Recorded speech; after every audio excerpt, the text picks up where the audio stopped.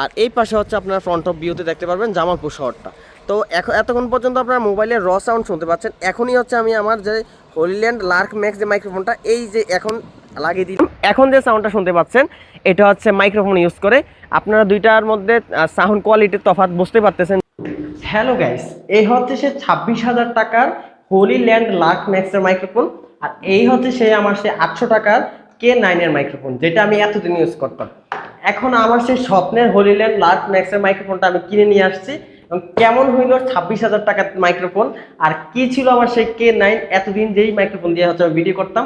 আর এই 26,000 এই হচ্ছে 800 টাকা, প্রায় হচ্ছে প্রায় 35 গুণ মূল্যে আমার এই মাইক্রোফোনটা কেনার পর আসলে কি আমার লাভ হইলো নাকি লস হইলো, কিংবা এটা সাউন্ড কোয়ালিটি ভাই কেমন, এই বিষয়ে আজকে আলোচনা করবো। আমি মোহাম্মদ জনি, শেষ পর্যন্ত সাথে থাকুন। আমরা আজকে রিভিউ নিয়ে আসছি Hollyland Lark Max microphone. Smart board কেনার পর থেকে আমি হচ্ছে K9 যে মাইক্রোফোনটা আছে সেটার মাধ্যমে হচ্ছে এতদিন ভিডিও করছি। বাট এটা হচ্ছে 800 টাকা মূল্যে আমাকে যে সাপোর্টটা দিচ্ছে আমি এটাকে কোনোদিনও ছোট করবো না। এটা আমাকে 3 মাস অনেক সাপোর্ট দিচ্ছে।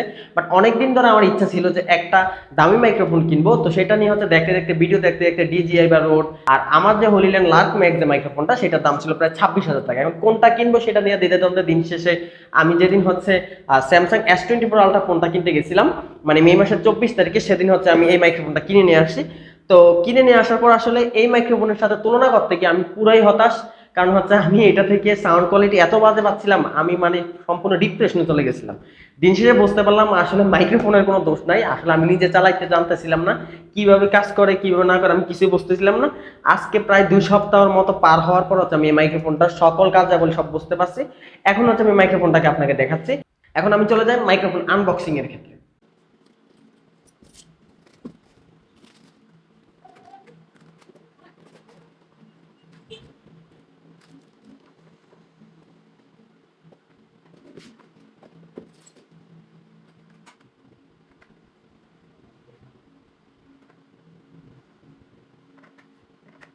আচ্ছা, এখন আমি যেই মাইক্রোফোন দিয়ে কথা বলছি সেটা হচ্ছে আমাদের হলিল্যান্ড লার্ক ম্যাক্স মাইক্রোফোনটা। সম্পূর্ণ সাউন্ড আপনারা কোনো রকম এডিট ছাড়াই হচ্ছে শুনতে পাচ্ছেন। আমার এই পাশে যদি আপনারা খেয়াল করেন তাহলে একটা চার্জার ফ্যান কিন্তু চলতেছে। আর আমার রুমের পিছনে কিন্তু রাস্তা চলাচলের জন্য হচ্ছে একটা রোড আছে, তার মানে ওখান দিয়ে হচ্ছে গাড়ি যাওয়া আসা করতেছে। এখন আমি চলে আসছি আমাদের শেখ হাসিনা মেডিকেল কলেজের মির্জা আজম হলের বয়েজ হোস্টেলের 4তলা বিল্ডিংয়ে। আমার এখন যে সাউন্ড কোয়ালিটিটা বা সাউন্ডটা রেকর্ড হচ্ছে কোনো মাইক্রোফোন ছাড়াই মোবাইলের বিল্ডিং কোয়ালিটির মধ্যে, মানে র একটা সাউন্ড। এখন আপনারা ক্যামেরাটা একটু ফ্রন্টে দিয়ে দিই, তাহলে হচ্ছে এটা হচ্ছে আমাদের একাডেমিক ভবন, এই যে ভবনটা দেখতে পাচ্ছেন সামনে। ওই পাশে হচ্ছে আমাদের যে গার্লস হোস্টেল, আর এই পাশে হচ্ছে আপনারা ফ্রন্ট অফ ভিউতে দেখতে পারবেন জামালপুর শহরটা। তো এতক্ষণ পর্যন্ত আপনারা মোবাইলের র সাউন্ড শুনতে পাচ্ছেন। এখনই হচ্ছে আমি আমার যে হলিল্যান্ড লার্ক ম্যাক্স যে মাইক্রোফোনটা এই যে এখন লাগিয়ে দিই, এখন যে সাউন্ডটা শুনতে পাচ্ছেন এটা হচ্ছে মাইক্রোফোন ইউজ করে। আপনারা দুইটার মধ্যে সাউন্ড কোয়ালিটির তফাৎ বুঝতে পারতেছেন যে মোবাইলের সাউন্ড কোয়ালিটি। আমার এখানে হচ্ছে আশেপাশে হচ্ছে গাড়ি যাচ্ছে এই হাইওয়ে রোড দিয়ে। ওই পাশে যে রোডটা দেখছেন এই দিক দিয়ে হচ্ছে আমরা নর্মালি টাঙ্গাইল হাইওয়ে রোডটা যাই, ওই দিক দিয়ে হচ্ছে আমরা ঢাকাতে যাই। আর এই পাশে যে আমাদের জামালপুর শহরের ছোট্ট একটা শহর ফ্রন্ট অফ ভিউটা দেখতে পাচ্ছেন। শহরটা ছোট্ট হইলেও শান্তির দিক থেকে আসলে এটা অনেক আগে থাকবে। বর্তমানে বিভাগীয় শহরের চাইতে এরকম ছোট ছোট জেলাগুলো হচ্ছে শান্তির বা বসবাসযোগ্যতা আমি মনে করি অনেক বেশি। তো যাই হোক, আমি প্রথম দিক থেকে হচ্ছে এই মাইক্রোফোনটা কেনার পরে খুব হতাশ। আমি গত 24শে মে হচ্ছে মাইক্রোফোনটা কিনছিলাম। আজকে 1 সপ্তাহের উপর হয়ে গেছে। আমি আসলে মাইক্রোফোনের দোষ দিব না, সাউন্ড কোয়ালিটির দিক থেকে আমি আসলে নিজে ইউজ করতে পারতেছিলাম না। 26,000 টাকা দিয়ে একটা মাইক্রোফোন কেনার পরে আমি যে সাউন্ড কোয়ালিটি পাচ্ছিলাম আমি পুরোই হতাশ। আমি খুব ডিপ্রেশনে চলে গেছিলাম, যেটা সাউন্ড কোয়ালিটি এমন কেন, ইনডোরে সাউন্ড কোয়ালিটি খুব বাজে পাচ্ছিলাম, খুব সাউন্ড আসতেছিল, আমি ইউজ করতে পারতেছিলাম না। আমি ভিডিও দেখতেছিলাম, বাট ভিডিওতে ওরা খালি হচ্ছে রিভিউ দিচ্ছিল যে মাইক্রোফোনটা কেমন, বাট ইউজ কীভাবে করে এটা আসলে কেউ দিচ্ছিল না। বর্তমানে আমি এখন আউটডোরে আছি, আউটডোরে এটা সাউন্ড কোয়ালিটি কেমন আপনারাই বুঝতে পারতেছেন, আর ইনডোরে কেমন এটা তো আমি দেখাইলাম।